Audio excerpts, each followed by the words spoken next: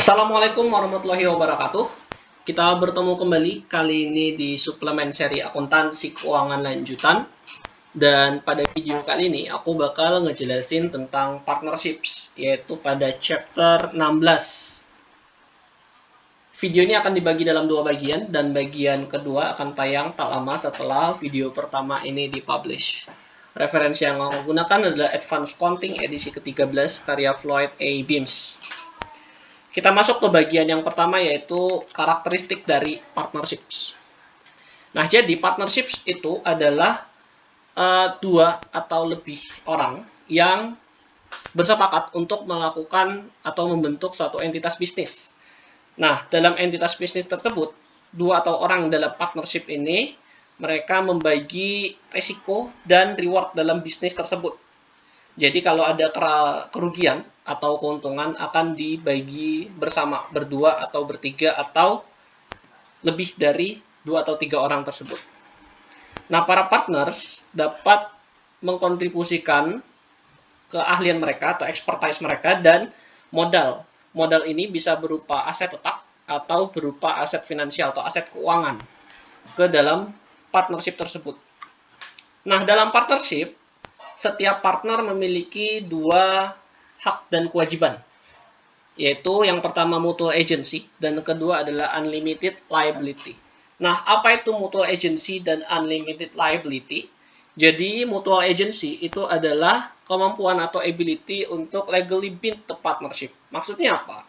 Maksudnya adalah setiap partner dalam partnership tersebut mereka bisa melakukan tindakan bisnis yang mencerminkan partnership tersebut. Jadi misal ada dua orang, sebut saja A dan B.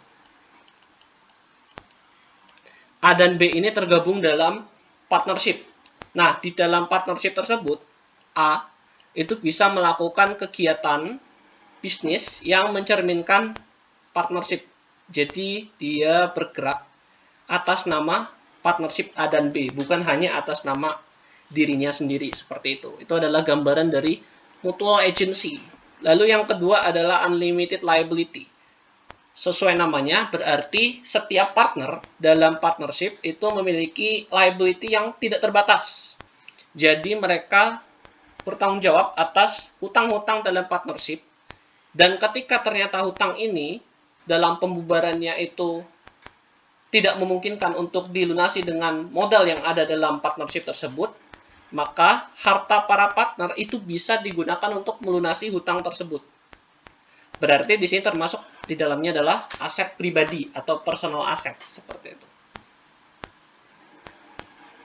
Kita masuk ke bagian yang kedua, yaitu accounting untuk partnership di bagian initial investment. Nah, untuk akuntansi dari partnership sendiri, kita mulai dari initial investment atau pembentukan partnership itu sendiri. Di sini ada salah satu partnership, sebagai contoh, ada Ash dan Beck. Mereka membentuk sebuah partnership dengan jurnal yang sangat sederhana untuk bagian pertama ini. Mereka menginvestkan cash sebesar masing-masing 20.000. Maka untuk penjurnalannya, di sisi debit kita jurnal cash dan di sisi kredit kita jurnal modal. Ini pada dasarnya seperti ketika kita belajar akuntansi untuk perusahaan di pengantar akuntansi. Itu kita mendebit cash atau aset dan kita mengkredit modal atau capital. Kalau di perusahaan biasanya kita mengkredit share equity seperti itu. Tetapi ketika di partnership kita menjurnalnya secara terpisah untuk masing-masing partner. Jadi untuk jurnalnya, untuk cash dan S capital ini satu jurnal, dan cash dan back capital ini satu jurnal. Nominalnya adalah 20.000 masing-masing partner. Nah, ketika misalnya back itu tidak hanya menginvest uang, tetapi dia juga menginvest aset lain, di sini contohnya adalah equipment dan tanah, kita menjurnalnya secara terpisah seperti pada contoh di atas tadi. Hanya saja kita tambahkan equipment dan land pada back capital. Nah, untuk penilaiannya sendiri, nilai dari equipment dan land itu menggunakan fair value atau menggunakan nilai pasar wajar, bukan menggunakan historical cost. Jadi kita gunakan fair value untuk penilaian equipment dan land sebagai modal dari back. Lalu di partnership sendiri ada istilah yang dikenal sebagai bonus atau goodwill. Nah, kapan munculnya bonus dan goodwill ini? Jadi dalam partnership, aset yang disumbangkan atau diinvestkan ke dalam partnership itu tidak selamanya mencerminkan kepemilikan atau modal. Ya. Jadi aset tidak selamanya mencerminkan kepemilikan atas modal dari partnership. Seperti itu. Ada kalanya jumlah aset yang diinvestkan tidak mencerminkan nilai kepemilikan atau modal. Nah, jalan keluarnya adalah kita menggunakan salah satu dari dua metode ini. Perbedaan ini bisa muncul kenapa? Dia bisa muncul karena yang pertama individual talent atau koneksi bisnis atau customer base atau juga bisa berupa intellectual know-how. Jadi ada beberapa faktor yang menjadi nilai tambah tidak berwujud dari salah satu atau lebih partner yang memungkinkan partner tersebut untuk menyumbangkan aset, tetapi aset tersebut tidak serta-merta mencerminkan kepemilikan modal atas partnership tersebut. Nah, di sini partner memilih bisa menggunakan bonus method atau menggunakan goodwill method. Nah, apa bedanya antara bonus method dan goodwill method? Jadi dalam bonus method, para partner itu melakukan adjustment pada saldo modal. Jadi mereka melakukan penyesuaian di saldo modalnya, tapi tidak mempengaruhi ke aset. Seperti itu. Jadi tidak ada penambahan aset. Dalam hal ini adalah unidentifiable asset. Tidak ada pencatatan unidentifiable asset. Sebaliknya, pada goodwill method, kita akan melakukan pencatatan si unidentifiable asset ini. Tapi kita tidak mencatatnya sebagai unidentifiable asset pada debit, tetapi kita catat dengan nama akun, yaitu goodwill. Begitupun sebaliknya, ketika di bonus method kita mempengaruhi saldo modal, di sini kita tidak perlu melakukan adjustment saldo modal pada semua partner. Kita hanya melakukannya pada salah satu atau lebih partner saja. Dengan mendebit goodwill dan mengkredit saldo modal. Untuk mempermudahnya kita masuk ke contoh berikut ini. Di sini ada contoh Cole dan Crow. Dua orang dalam satu partnership. Di sini Cole mengkontribusikan aset sebesar 50.000 dan Crow mengkontribusikan 42.000. Akan tetapi mereka membagi dua kepemilikannya seperti itu. Jadi di sini kita lihat ya 50 banding 42 itu adalah nominal yang tidak sama. Tetapi mereka sepakat untuk membagi kepemilikannya 50-50. Jadi 50-50% ya. Jadi dibagi dua. Kalau kita total 50 dan 42 ini akan menghasilkan total modal sebesar 92. Nah, 92 ini kita bagi dua dapatlah 46. Yang merupakan nilai modal masing-masing ketika mereka menggunakan nilai 50-50. 50-50 ini dari mana? Ini adalah kesepakatan dari Cole dan Crow itu sendiri. Nah, jadi untuk jurnalnya, kita melakukan jurnal di sisi debit itu adalah asetnya, cash. Nilainya di sini sudah given adalah 7, inventory 35, land 10, building 40. Yang kita pisahkan adalah saldo modalnya. Modal Cole tadi adalah sebesar 50. Dan modalnya Crow tadi adalah sebesar 42. Lalu, selanjutnya kita akan lakukan adjustment. Sesuai yang sudah dijelaskan di awal tadi, bahwa ketika kita menggunakan metode bonus atau bonus method, kita harus melakukan adjustment pada saldo modal masing-masing partner. Jadi di sini kita mengincrease gross capital dan mendecrease gross capital. Kenapa di-increase dan di-decrease? Tadi di awal kita sudah lihat bahwa call itu memiliki saldo modal sebesar 50 dan CRO sebesar 42. Kalau kita jumlah adalah 92 dan kita bagi 2, maka nilai dari kepemilikan masing-masing 46. Di sini kita adjust 50 miliknya call, kita adjust agar menjadi 46. Nilai 42.000 punyanya CRO, kita adjust juga agar menjadi 46. Jadi di sini call 50 biar jadi 46, kita kurangi modalnya sebesar 4.000. Dan CRO kita tambah 4.000. Dari 42 ditambah 4 agar dia menjadi 46. Maka di sini kita melakukan penyesuaian. Call capital kita kurangi 4.000, kita letakkan di debit, dan CRO capital kita letakkan di kredit 4.000 untuk menambah capitalnya. Bagaimana untuk dengan menggunakan metode goodwill? Untuk metode goodwill sendiri, kita tidak melakukan adjustment pada kedua saldo modal, tetapi hanya pada salah satu saldo modal dan melakukan recording atau pencatatan dari unidentifiable asset yang kita catat sebagai goodwill. Caranya bagaimana? Caranya adalah partner yang mengkontribusikan aset dengan fair value yang lebih besar melakukan penyetelan ya, atau mengatur implied value dari partnership tersebut. Apa itu implied value? Implied value adalah nilai yang menjadi basis penghitungan untuk menentukan berapa besar goodwill yang harus dicatat. Seperti itu. Tujuannya apa? Tujuannya adalah to make up the difference for the partner who invested the lesser amount.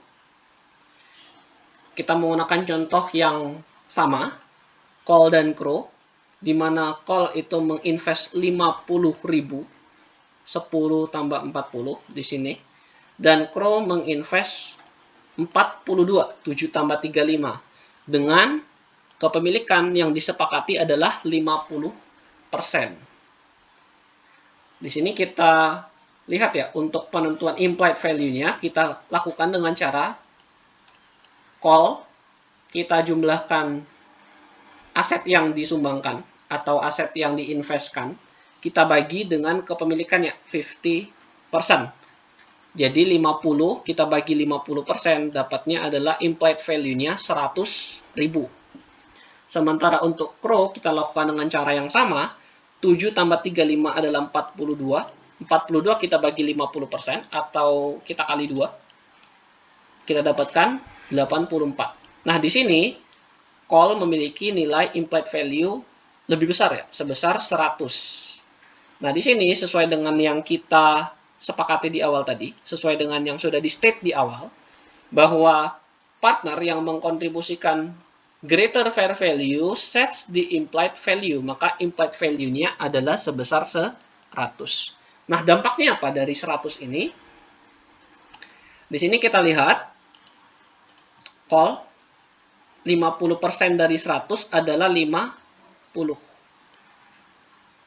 Karena tadi kepemilikannya adalah 50%, kita bagi dengan implied value-nya adalah menjadi 50. Call menginvestkan land and building sebesar 10 ditambah 40 sebesar 50. Nah, di sini kita lihat sama antara implied value dan nilai sesungguhnya atau fair value dari aset yang diinvestkan oleh call. Sementara untuk CRO dengan cara yang sama, 50% kepemilikan yang disepakati di awal, kita bagi dengan kita kali dengan implied value-nya, yaitu sebesar 100 tadi yang disepakati di awal, yang mana merupakan implied value dari call. Kita dapatkan kepemilikan CRO seharusnya adalah $50. Dia menginvest cash $7 dan inventory $35. maka kita jumlahkan 42. Di sini ada selisih antara 50 dan 42. Nah, selisih inilah yang kita sebut sebagai goodwill, yaitu sebesar 8. Goodwill 8 ini adalah goodwill milik Crow. Maka kita lakukan jurnal tambahan atau adjustment entry.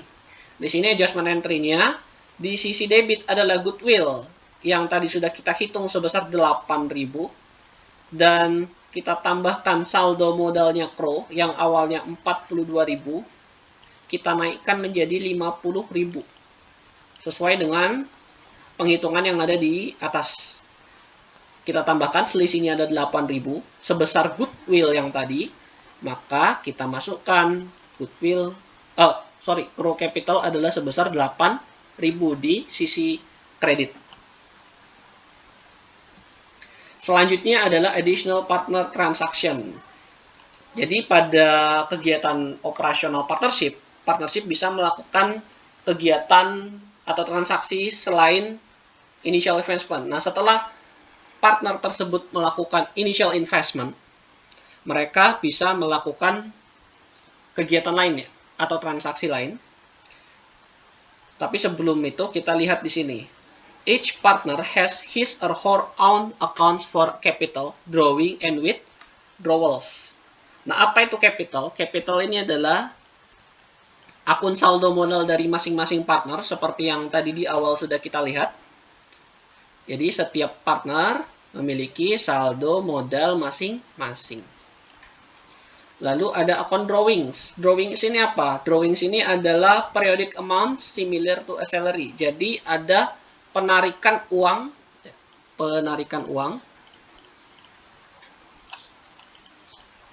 secara periodik.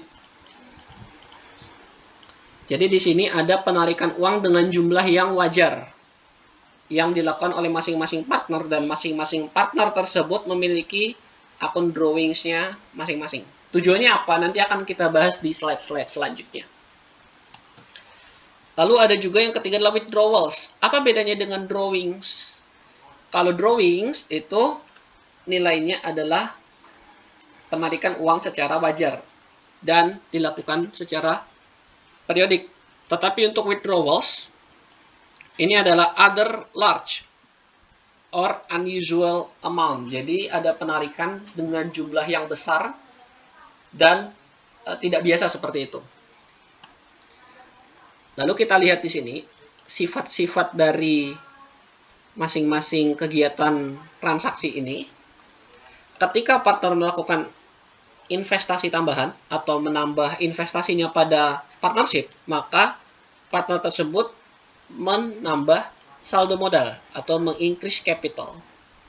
Lalu yang kedua, drawing and withdrawals, itu mengurangi saldo modal atau mengurangi capital. Dan yang ketiga, ketika partnership tersebut melakukan kegiatan bisnis dan di akhir tahun nanti ada net income yang kita tutup ke akun namanya income summary. Income summary ini adalah revenue and expense summary, merupakan summary dari si laba rugi. Nanti si income summary ini akan kita masukkan juga ke saldo modal, sebagaimana yang kita pelajari di perusahaan seperti itu. Di sini untuk penjurnalannya, ini ada contoh. Yang pertama adalah jurnal untuk mencatat withdrawal. Withdrawal ini tadi adalah penarikan uang dengan jumlah yang tidak wajar atau penarikan uang dengan jumlah besar. Di sini contoh adalah Sam melakukan withdrawal sebesar 20.000.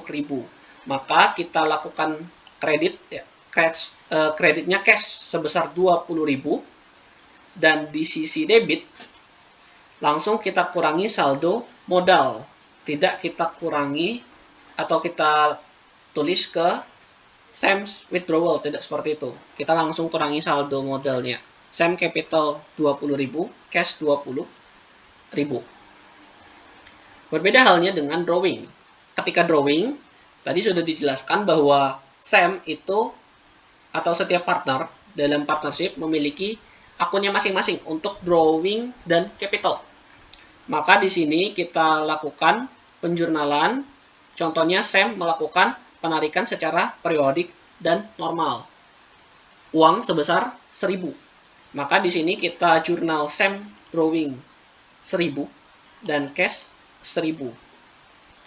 Sementara untuk menutup drawing account-nya, di sini drawing account yang mana sifatnya adalah mengurangi equity, maka kita tutup jurnalnya dengan menutup akun drawing pada sisi kredit, karena tadi drawing saldo normalnya adalah debit. Sam drawing 12.000. Di sini contohnya drawing tersebut dilakukan secara periodik, berarti 1.000 kita kali 12 dapatnya adalah 12.000. Sam drawing 12.000 di sisi kredit dan kita kurangi saldo capitalnya adalah sebesar 12.000. Sam capital 12.000 di sisi debit. Kita masuk ke contoh selanjutnya. Di sini ada contoh Red dan Yan, dua orang yang berada dalam partnership. Mereka memiliki kesepakatan 60-40 dalam partnership tersebut.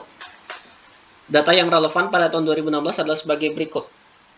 Partnership net income pada tahun 2016 adalah sebesar 34.500.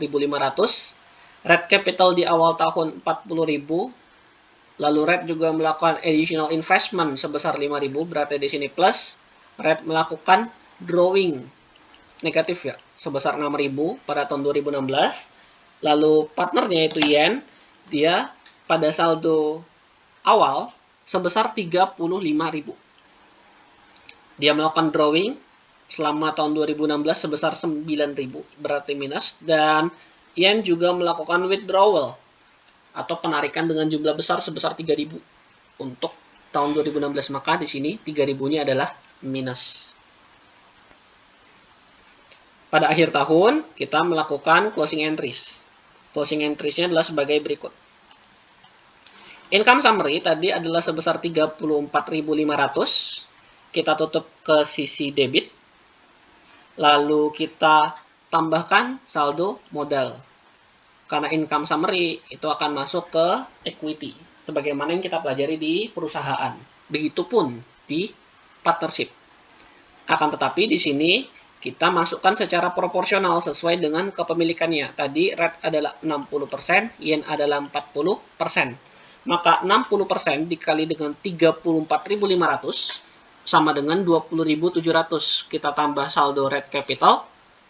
Dan 40% miliknya Yen itu tadi adalah 40% dikali dengan 34.500 sama dengan 13.800. Maka jurnalnya income summary di sisi debit, Red capital di sisi kredit, Yen capital di sisi kredit. Lalu selanjutnya tadi ada drawing. Drawing ini kita melakukan penutupan akun. Red drawing 6.000 di sisi kredit dan Yen drawing di sisi kredit 9.000. Lawannya adalah kita kurangi saldo modal. Red capital tadi adalah sebesar 6.000 berkurang dari drawing. Begitupun Yen capital berkurangnya 9.000.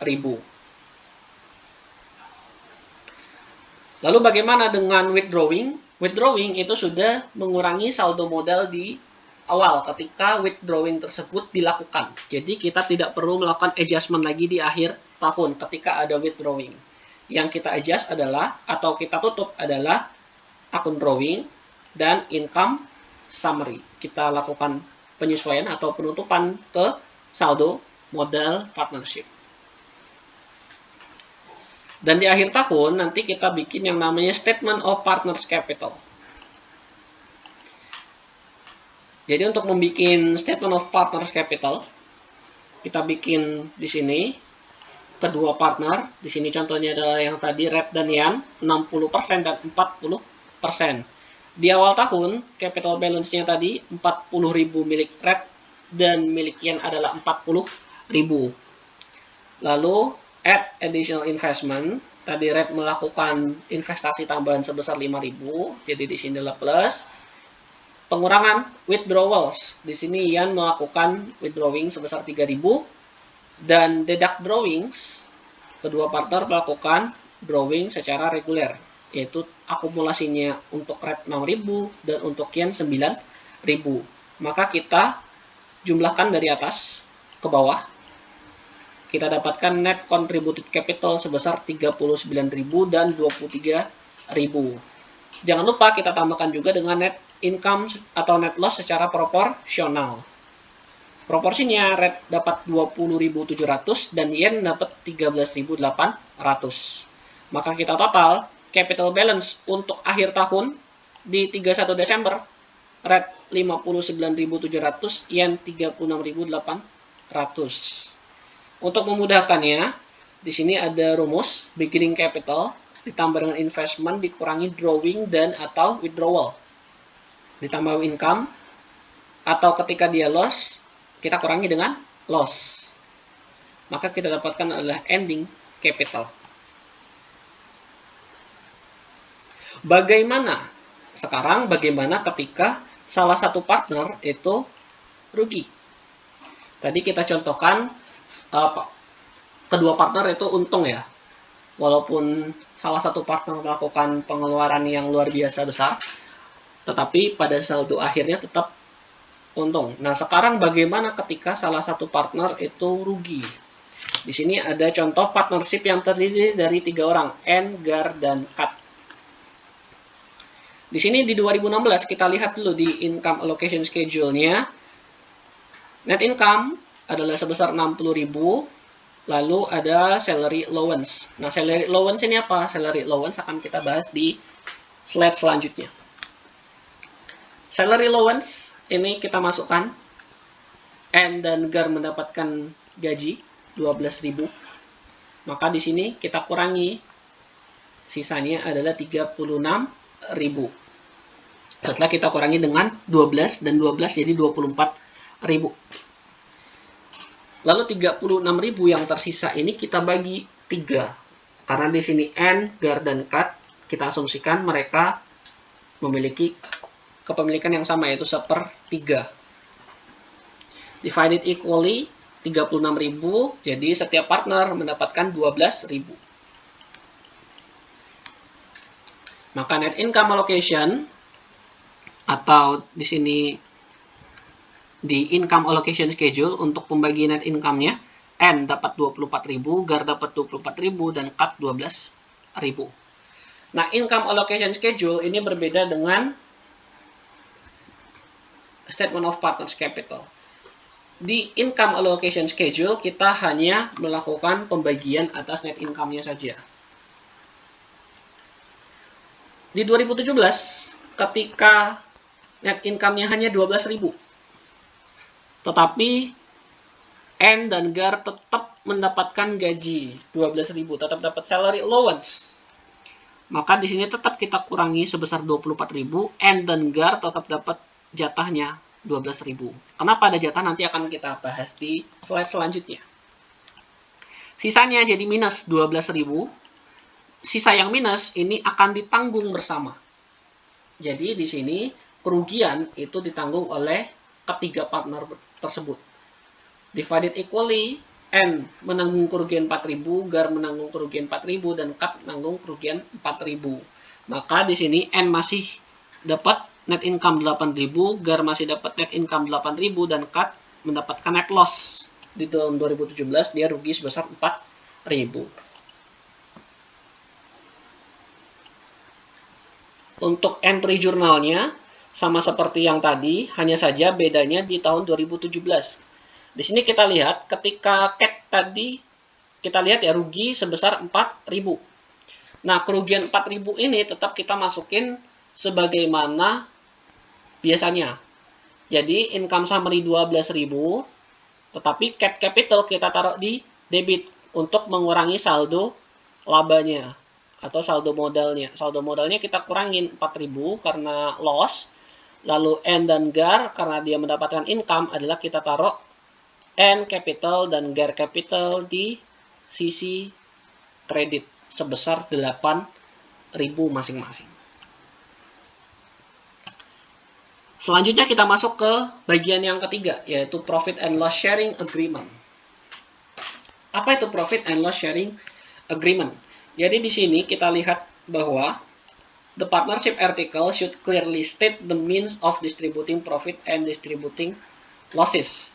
Jadi ketika partnership mendapatkan keuntungan atau kerugian dari kegiatan operasional normalnya, dalam partnership tersebut sudah ada semacam aturan tertulis yang menyatakan keuntungan ini atau kerugian ini mau dibagi berapa. Apakah sesuai dengan persentase yang disepakati di awal, sesuai dengan persentase modal atau tidak.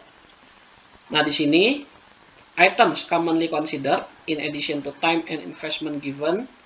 Di sini yang bisa dipertimbangkan untuk pembagian profit and loss. Yang pertama adalah bonus allowance, lalu juga salary allowance, interest allowance on capital invested, dan sharing of remaining amounts. Ini akan kita bahas di slide selanjutnya. Yang pertama kita akan bahas bonus dan salary allowance. Jadi kita lihat salary allowance itu adalah semacam gaji yang diberikan kepada para partner. Sementara bonus ini adalah pemberian kepada salah satu partner atau beberapa atau semua partner di luar gaji. So, bonus allowance are often based on partnership profit and may be before or after salary allowance and bonus. Maksudnya apa? Maksudnya adalah di sini nilai bonus itu bisa ditentukan sebelum salary allowance atau sesudah dikurangi dengan salary allowance. Atau bisa juga sebelum bonus dan sesudah bonus. Jadi di sini ada 3 situasi. Yang pertama adalah bonus diberikan atau bonus dihitung yang pertama berdasarkan net income langsung, berarti sebelum salary allowance dan sebelum bonus. Yang pertama langsung berdasarkan net income, yang kedua net income kita kurangi dulu dengan salary allowance, dan yang ketiga net income kita kurangi dengan salary allowance, kita kurangi juga dengan nilai bonus yang akan diterima. Jadi yang pertama NI, kedua NI dikurang SA, dan yang ketiga NI dikurang SA dikurang B. Nah di sini yang ketiga, gimana cara ngitungnya? Ketika bonus dihitung berdasarkan net income kurangi salary allowance dikurang bonus. If the bonus is after both, maka bonus dihitung dengan rumus sebagai berikut.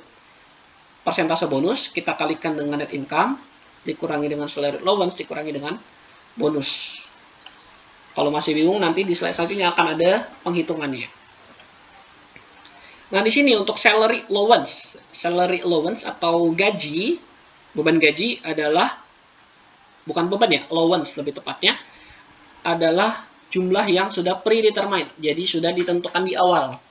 Mau situasinya adalah income ataupun loss, ketika disepakati ada salary allowance bagi para partner, baik itu salah satu atau lebih, maka dia harus tetap dibayarkan karena dia sifatnya predetermined.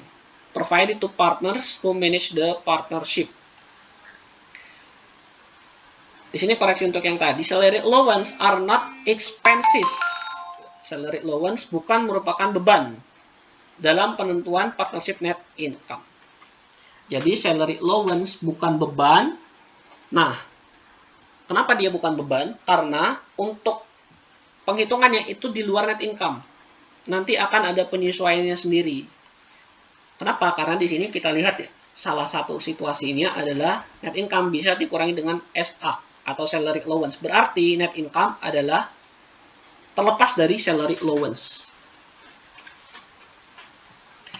Di sini ada contoh penghitungan bonus berdasarkan net income atau net income setelah dikurangi salary allowance. Kita ambil contoh N, Gar, dan Kat, 3 orang sekawan yang ada dalam partnership. Mereka setuju untuk membuat satu agreement.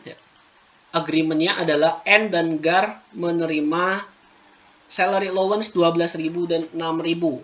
Net income 60.000. salary N mendapatkan tambahan bonus sebesar 10%. Nah, 10%-nya ini mau berdasarkan apa? Kita lihat 3 situasi. Di sini ada 2 contoh terlebih dahulu. Yang pertama, if the bonus is based on net income for the year. Yang pertama, ketika bonus dihitung berdasarkan net income pada tahun tersebut, maka penghitungan bonusnya sederhana saja. N mendapatkan bonus sebesar 10%, kita kalikan dengan net income 60.000, maka bonusnya adalah sebesar 6.000. Yang kedua, ketika bonus is based on net income after deducted, setelah dikurangi dengan salary allowance. Jadi kita hitung, bonus yang diterima oleh N adalah 10%, kita kalikan dengan 60.000 net income, kita kurangi dengan salary allowance siapa? Salary allowance total. Jadi bukan hanya salary allowance N. Di sini total salary allowance adalah 12.000 dan 6.000. Maka 60 kita kurangi dengan 18.000. Ini hasilnya adalah 42.000. Maka 10% kita kalikan dengan 42.000, dapatnya adalah bonus akan diterima oleh N adalah sebesar 4.200. Dan situasi yang ketiga, ketika ternyata bonus adalah after salary and bonus allowance. Dengan situasi yang sama, ketika ternyata bonus adalah 10% dikalikan dengan net income dikurangi salary allowance kurangi bonus. Gimana caranya? Caranya, di sini kita pakai perumpamaan. Kita pakai perumpamaan seperti yang kita pelajari di matematika ketika SMA. Kita contohkan bonus kita ganti dengan B, maka B ini kita substitusikan ke dalam persamaan. B sama dengan 0,1 atau 10% ya. 0,1 ini menggambarkan 10%. Kita kalikan dengan 60.000 net income, kita kurangi dengan salary allowance tadi 12.000 tambah 6 sebesar 18.000, kita kurangi dengan bonus. Bonusnya belum kita ketahui, maka kita substitusikan dengan B. Nah, B di depan dengan B di belakang adalah sama. Maka di sini ada 10% di depan, kita kali ke dalam satu-satu. B sama dengan 6.000 dari 0,1 atau 10% kita kalikan dengan 60.000 sama dengan 6.000 dikurangi 1.800 dikurangi dengan 0,1 B. 0,1 kita kali B dapatnya 0,1 B. B dan 0,1 B kita pindah ruaskan. Jadi B ditambah dengan 0,1 ya. Karena minus kita pindahkan ke sisi sebelah kiri. Kita pindah ruaskan, maka tandanya berubah menjadi positif. Maka kita dapatkan 1,1 B sebesar 6.000 kita kurang dengan 1.800. Maka hasilnya adalah 4.200. Nah, 4.200 ini belum selesai. Ini adalah 1,1 B.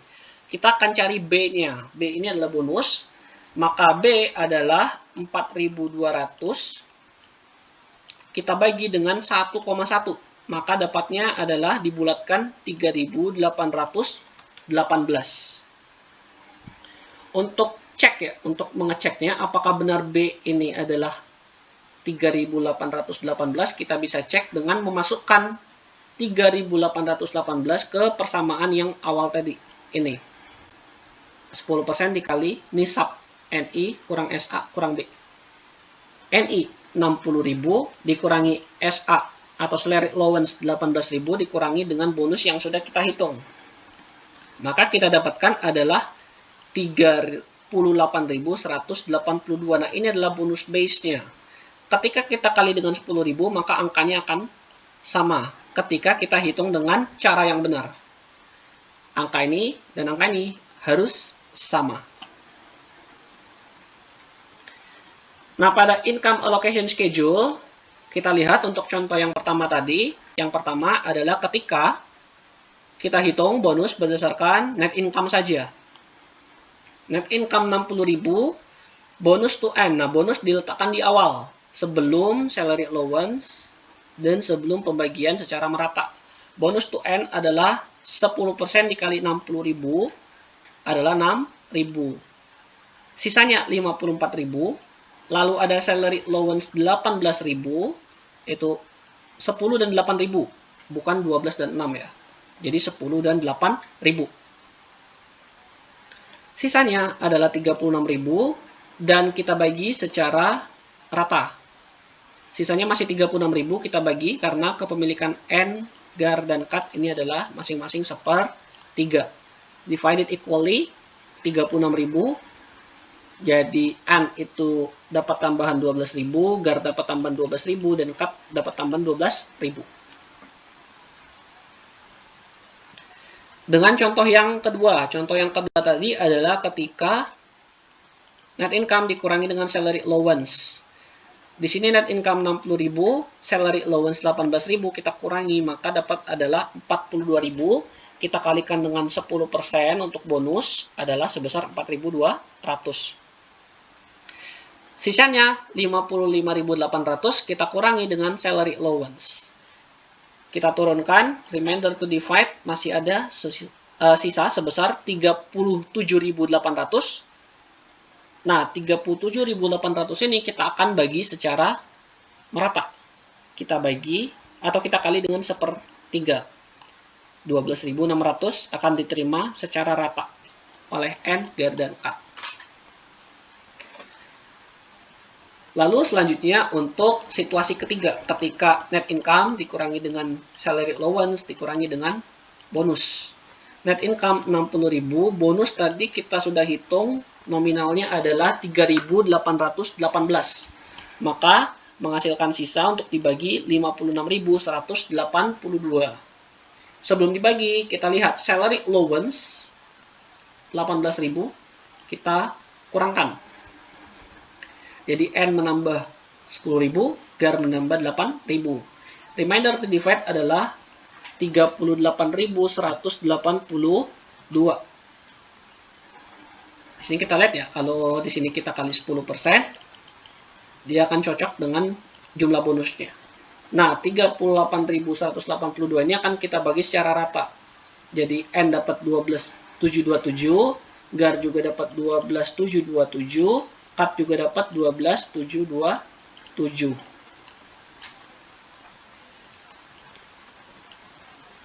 Oke, kita masuk ke interest allowance and capital. Jadi selain bonus dan salary allowance ada interest allowance. Nah, interest allowance ini perhitungannya sedikit berbeda ya dengan bonus allowance. Interest allowance itu generally based on a measure of partner's capital. Jadi interest allowance ini kita langsung hitung ke saldo modal. Saldo modal yang mana? Saldo modalnya bisa beginning of the year, bisa juga average, bisa juga ending. Nah, average di sini maksudnya adalah weighted average. Bagaimana cara menghitung weighted average-nya nanti akan kita bahas di slide berikutnya. Lalu untuk ending ini cara menghitungnya adalah beginning balance, kita kurangi dengan withdrawals, kita tambah dengan investment. Nah, di sini kenapa tidak ada drawings? Karena drawings itu akan kita adjust di akhir setelah adanya net income. Jadi di sini tidak terpengaruh untuk penghitungan interest allowance, tidak terpengaruh dengan net income. Periodic drawings are often ignored, although withdrawals are considered. Karena withdrawals ini bukan merupakan periodic drawings. Kita masuk ke contoh. Contoh soalnya ada partnership yang terdiri dari dua orang, Ace dan Soy. Partnership Ace and Soy dibentuk pada 1 Januari 2016 dengan masing-masing partner menginvestkan 20.000 cash di awal. Di 2016 ada kegiatan transaksi sebagai berikut. Nah, di sini yang harus kita lihat adalah investment dan withdrawal serta metode yang akan digunakan. Selama tahun 2016, pada 1 April, Ace melakukan investasi 2.000. Lalu 1 Juli ada withdrawal dari Soy 5.000. 1 September Ace investment 3.000. 1 Oktober Soy withdrawal 4.000. dan 31 Desember Soy invest 8.000. Maka di saldo akhir akan menjadi 25.000 dan 19.000 untuk Ace dan Soy. Nah, di sini kita lihat beginning capital investment. Kita tarik dari yang atas sekali. Dari yang paling atas, Ace 20.000, Soy 20.000. Endingnya kita bisa ambil dari bawah 25.000 dan 19.000. Ada yang ketiga. Yang ketiga ini adalah average. Average ini adalah yang weighted average. Di sini angkanya 22,5 dan 16,5. Dapat dari mana? Kita lihat di slide selanjutnya. Penghitungan untuk weighted average ini kita berdasarkan pada kapan adanya penambahan dan pengurangan saldo modal. Di sini weighted average-nya berbeda ya antara Ace dan Soy, tergantung dari kapan terjadinya penambahan dan pengurangan saldo modal. Kita lihat yang pertama untuk Ace terlebih dahulu. Ace saldo awalnya 20.000. Tadi kita lihat ya, investment tambahan terjadi pada April, 1 April. Berarti selama 1 Januari sampai 31 Maret, berarti selama 3 bulan, itu dia ada saldo modal sebesar 20.000. 20.000 ini kita kalikan dengan 3 bulan. Maka dollar month investment atau uang dikalikan dengan jumlah bulan investasinya, 20.000 kali 3 adalah 60.000. Di 1 April, Ace melakukan investasi tambahan sebesar 2.000. 2.000 ini kita tambahkan ke 20.000, maka untuk April itu dia memiliki nilai saldo modal sebesar 22.000. Sudah bertambah ya dari 20 ke 22.000. Selama berapa? Selama 5 bulan. Kenapa 5 bulan? Karena di 1 September berarti selama April, Mei, Juni, Juli, dan Agustus, berarti 5 bulan, saldo modalnya adalah sebesar 22.000. Jadi 22.000 kita kalikan dengan 5 bulan. April, Mei, Juni, Juli, dan Agustus. Kita kalikan dapatlah 110.000. Di 1 September, dia invest lagi sebesar 3.000. 3.000 ini kita tambahkan ke 22.000, maka saldo modalnya adalah 25.000. Sampailah ke 31 Desember tidak ada penambahan pengurangan lagi, maka kita bisa tambahkan atau kita kalikan 25.000 kita kali dengan 4 bulan. September, Oktober, November, Desember. Dapatlah 100.000. Ini pengalian antara bulan dan nominal dari saldo modal kita jumlahkan sebesar 270.000, dan 270 ini untuk mendapatkan weighted average kita bagi 12 bulan. Hasilnya adalah 22.500 untuk Ace. Nah, untuk Soy caranya sama saja. Di sini 20.000 initial investment-nya kita kalikan dengan 6 bulan. Kenapa 6 bulan? Karena di sini, di 1 Juli, Soy melakukan withdrawing. Withdrawing-nya adalah sebesar 5.000. Tetapi masih di 1 Juli. Jadi Januari sampai Juni, sampai 30 Juni, 20.000 kita kalikan dengan 6, dapatlah sebesar 120.000. Lalu di 1 Juli, dia melakukan withdrawal sebesar 5.000, maka saldo modalnya berkurang menjadi 15.000. 15.000 kita kalikan dengan 3 bulan. Kenapa 3 bulan? Karena di 1 Oktober, Soy withdrawing lagi sebesar 4.000.